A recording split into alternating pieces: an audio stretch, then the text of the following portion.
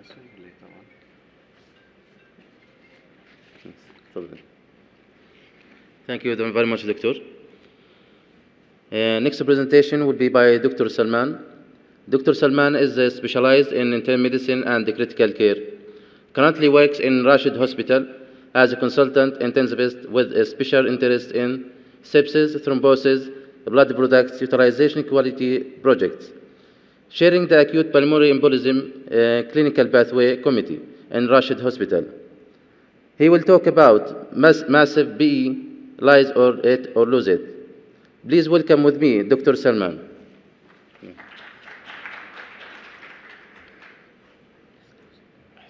Which one? Massive.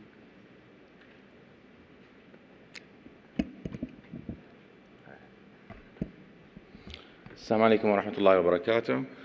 Good morning, ladies and gentlemen. First of all, thank you, Dr. Sheef, Chairman of the organizing committee for this event, for inviting me to Riyadh. In fact, I'm really happy to reconcile again with my friends in Saudi Arabia because they are not only friends, they are partners of my family. My talk is going to be about massive pulmonary embolism, either lose it or lyse it. And I want to show you that we had established a multidisciplinary team in our hospital from all the contributors related to thrombosis field. And we started first with the pulmonary embolism clinical pathway, and this is our official logo in the Dubai Health Authority. So it is that I have no relation with any pharmaceutical company regarding my talk here, and my agendas. First, I'm going to have a quick introduction about the topic, then case presentation, going to the literature review and to the conclusion. And of course, you know that any patients admitted to the hospital, they might get out from the hospital without any problem, or they might face any trouble during their stay from day one.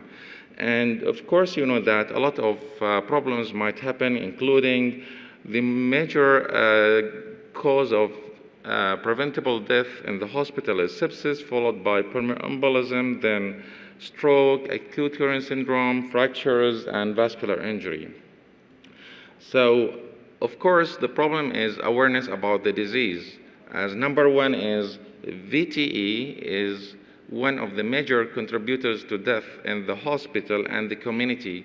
However, the level of awareness in our community is not to that optimum level. So they know about AIDS, they know about cancer, and they know about the motor vehicle accidents related complications. However, the media is not focusing on the VTE compared to the others. The researchers also, the companies, they sponsor these diseases and they ignore to some extent the VTE. And we know that the VTE is contributing to almost 60% of hospital-related complications. The research of VTE disease was started in the 1960s in orthopedic patients because they noticed that it's having a huge burden on the hospital care. And we know that the VTE is the highest incidence in the first 2 weeks post-op and is extending to the first 3 months after discharge. So what is the epidemiology of acute pulmonary embolism? We know that it is the third cardiovascular disease leading to death in the international level. And it might cause death in the acute phase, but also in the chronic phase because of the chronic thromboembolic pulmonary hypertension, which the patients, they don't adapt with after 1 year almost, and it might cause to sudden death. I'm going to the literature review about the epidemiology of pulmonary embolism in the United States, which was done over 20 years, from 1993 up to 2016 almost. So we know that you can notice that the diagnosis of acute pulmonary embolism was increasing in the last 2 decades because of the advantage of new methodology of diagnosing acute pulmonary embolism, which is the CT pulmonary angiogram multi-detector. However, the massive pulmonary embolism incidence still holding on the same plateau because the post-op cases almost, and there is no such change in the incidence rate. The mortality rate had increased from pulmonary embolism because of the new facilities and early diagnosis of acute pulmonary embolism. The more structured pathways and protocols of managing the patients with acute PE. However, the charges of treatment were increasing from 16,000 to 25,000 US dollar because of the comorbidities associated with the disease, and also the level of care is more sophisticated now compared to the previous ones, which was only warfarin and monitoring INR, then discharge the patient. So is it age-related disease? Yes, according to the recent study which was published in the Journal of Thrombosis and Thrombolysis, you can see that after the age of 40, there is more increment of incidence of the VTE prevalence, more in male than females, which is unlucky. Sorry. And, after the age of 40, there is more incidence of pulmonary embolism compared to the DVT alone. The clinical presentation of acute pulmonary embolism is really variable, and it can be not manifested without any symptom or sign, or it can be presenting with fatal cardiac arrest. And this is an old statistics in the Circulation Journal, which is showing only 7% correctly diagnosed with PE before death, and 34%, almost 1/3 of the patients, they died because of PE, which only diagnosed by autopsy. Another atypical presentations, you have to take care that patients sometimes they present with seizure or status epilepticus because of brain hypoxia after massive pulmonary embolism. So the first two case reports were published in the Chest Journal in 1997, and a lot of case series now are published in the emergency journals. We had in the last 2 years one case in Rashid Hospital, a patient who presented with seizure. Interestingly, that we found the D-dimer was high, and we proceeded for CT pulmonary angiogram, and we found that the patient was having bilateral pulmonary embolism, and the patient was treated for the VTE. Another trick of acute pulmonary embolism presentation is that the patient might present with syncopal attack. 1/6 of patients who are presenting to the emergency department with acute syncope, they have acute pulmonary embolism. And this study was published last month by Professor Paolo Prandoni from Italy, that even with coexisting explanation of syncope such as hypoglycemia, they found also percentage of patients, they have also acute pulmonary embolism. So the recommendations from this is any patient with syncope in the emergency, do D-dimer, and if it is positive, proceed for acute pulmonary embolism study. So I'm presenting this case as a 75-year-old lady with history of hypertension. She presented to the emergency with history of shortness of breath and chest pain, but no loss of consciousness. And she had history of 1 month travel prior to her presentation. On systemic or past medical history revealed that the patient was having DVT 10 years back. We can see that she was tachycardic, tachypneic, and she was hypoxemic as well. And the patient ABG was showing some degree of hypoxemia at initial phase. This is the chest X-ray at presentation. You see the wide mediastinum and normal lung field. We didn't proceed for initial anticoagulation just because we want to rule out also our acute aortic dissection. The troponins were elevated and the D-dimer was elevated, and the PE study was positive on both sides for bilateral main pulmonary artery embolism.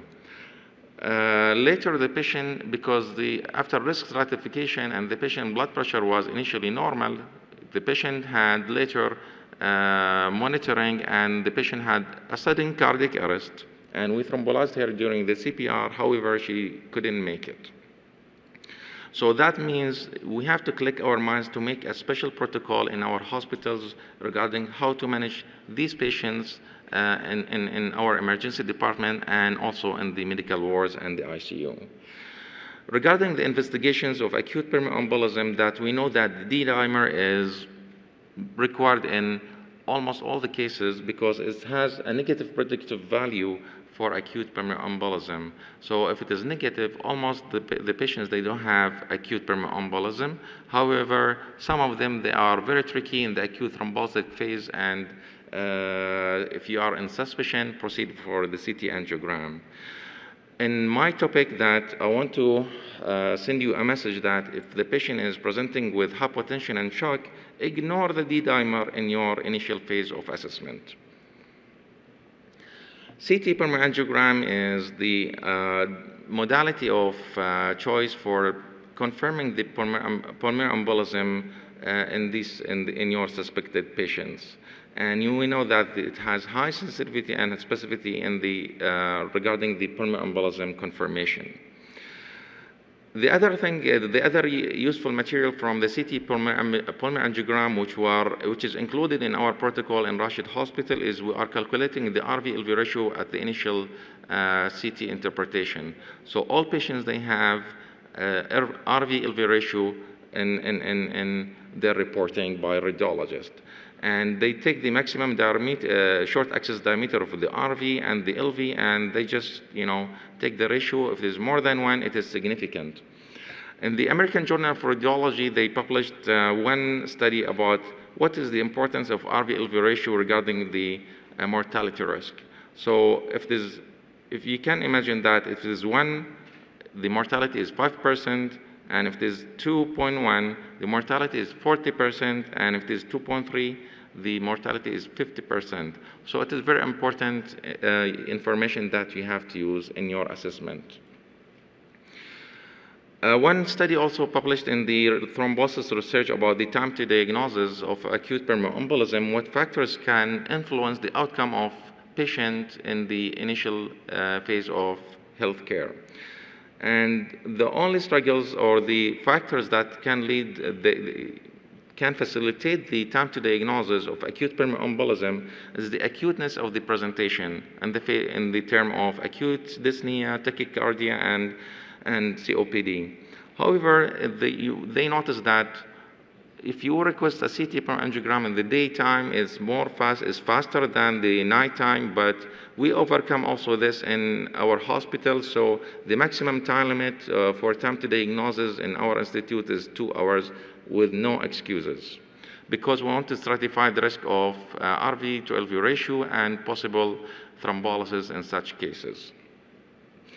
And you notice that, prolonged time to diagnosis will lead to less survival compared to the intermediate time to diagnosis. However, the short time to diagnosis is also associated with high mortality because of the acuteness of the disease and severity of the presentation. One published article also in last year is in the Chest Journal is only one single center study about the left atrial volume as a predictor of mortality in acute or massive pulmonary embolism. The author of this article, he concluded that the left atrial volume could be an early detector of mortality compared to the RV-LV ratio in his case. So the left volume of the left atrium is less than 62 ml, can be associated with bad outcome compared to the RV-LV ratio. The echocardiogram is also mandatory in these cases, and how many minutes? Oh, okay. So I'll speed up because there is another presentation regarding the echocardiogram by some colleagues here, and the compression ultrasound is also presented there. I'll go quickly to the models of management of acute pulmonary embolism. When we sat together in the hospital, we discussed how to improve what is the problem of acute pulmonary embolism in our hospital. We have a lot of cases there, 80 to 100 cases in the ER and the hospital. And we are having diverse of scenarios regarding the care of these diseases and presentations. So we sat together and we agreed to make a special protocol to our patients in Rashid Hospital. So our target is to make it safe and effective strategy of management, and also is person-centered in relation to the patient and physician care. So we discuss with the patient in every step that what are we going to do with the management. So our plan is, in summary of what I mentioned before, is we do clinical assessment to the patients, and then we confirm the diagnosis, and when we do acute risk stratification by this ESPC score, cardiac markers, and echocardiography or the CTPA. And then we proceed with treatment strategy in the term of thrombolysis in the case of acute massive pulmonary embolism if no contraindication, and then we follow the patient on the long term as well. So the Will score is mandated in patients who are presenting with normal tension but no hypotension and shock. However, we are doing that in our institute because we have a lot of things related to future that. And if you are suspecting acute pulmonary embolism, which could be massive, so don't waste your time with the D-dimer, go ahead with the CT pulmonary angiogram, forget the contraindications if it is going to affect the patient's life. If there are contraindications or the patient is unstable, just proceed for the echocardiogram. If RV strain is there, just go for the thrombolysis. If no contraindication, if there is contraindication, consider the surgical embolectomy or catheter intervention if it is available in your institute. The acute stratification is mandatory for all patients in our protocol, and we are considering the simplified version. If it is one or more scores, that means the patient mortality in 30 days is 10.9% at the initial base. And this is also considered also in our clinical pathway, which is incorporated to our EPIC electronic medical system, which is going to start in April 2017. So what kills the patient in pulmonary embolism is the RV failure. And this happens because of the RV dilatation secondary to the pulmonary embolism, which will activate the neurohormonal response in the heart, which will cause RV ischemia and reduced contractility. This will cause also low cardiac output and hypotension as end outcome. Echo is mandatory for assessment of RV in these patients because of, I'll take 2 minutes, please. Okay. So RV is mandatory for patients coming with hypotension and shock because you want to follow the patients also as what is the response of them to the thrombolysis within 24 hours. Cardiac markers also as mandatory because they are associated with more 10% risk of death in the initial phase. And how to treat these patients. So IV anticoagulation with IV heparin if you are suspecting massive pulmonary embolism and you are going to thrombolize the patients.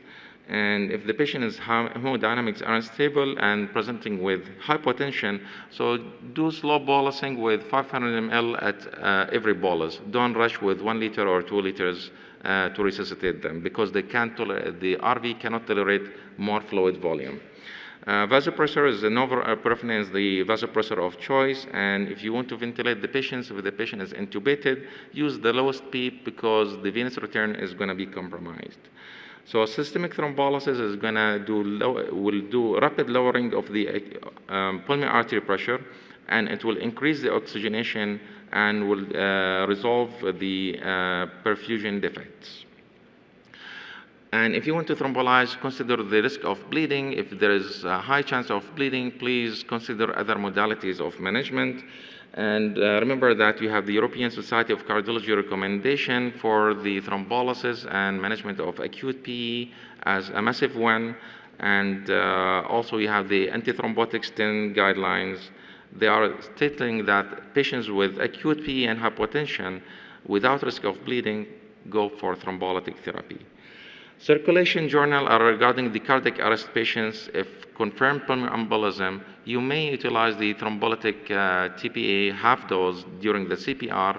And if the suspected pulmonary embolism, you may consider TPA if you have an expert physician dealing with the situation and you will thrombolize the patient. If you have catheter-based facility in your institute, it might help also for the intermediate high-risk patients with pulmonary embolism or the high-risk patients as well. and it's also associated with an excellent outcome regarding the lowering the pulmonary artery pressure and improving the hemodynamics. So this is a case we had managed during last Ramadan in Mecca. They are doing catheter intervention, and you can see that it was bilateral pulmonary embolism, which was managed by mechanical thrombectomy with local TPA, and there was IVC filter insertion just to prevent any dislodgement of the DVT. And after the storm has settled, okay, there is no such guidelines saying that what is the future plan for management of acute pulmonary embolism who had massive PE. So the AT10 and the European Society of Cardiology, they are not saying exactly if the patient had massive pulmonary embolism for how long you will anticoagulate them. But experts saying that if the patient had massive PE and he is a male or persistent elevation of the D-dimer, proceed for lifelong anticoagulation. And this is what we stated in our protocol, that if on discharge of these patients, we have to do a health education, and also red flag card will be provided to these patients. Test tokens might be provided to the patients, and we assess the patient for travel fitness. And at the end, I want to focus on 2 points: that lifestyle modification is mandatory because pulmonary embolism and VTE is also has association with the cardiovascular risk and cardiovascular disease. You have to aware the patient that they might have some problems might be happening in regard of acute coronary syndrome or a recurrence of VTE. And also psychological support to these patients is mandatory because in the term of group support, they exchange information in a positive way, not negative way. And we also provide educational materials to the patients regarding acute pulmonary embolism and what is the future care. So tips to remember is, number one, chest pain evaluation should be proper at presentation. Time management is mandatory for these patients, and time to diagnosis shouldn't exceed 2 hours. Risk stratification of pulmonary embolism is as well is mandatory in the guidelines. Echocardiography will stratify the patient regarding the RV failure and possible thrombolysis within the 48 hours and the start of the treatment. Remember that too early better than too late for these patients, especially when they are in the acute phase. Thank you very much. I'll be honest with you, 20 minutes for this talk is not enough.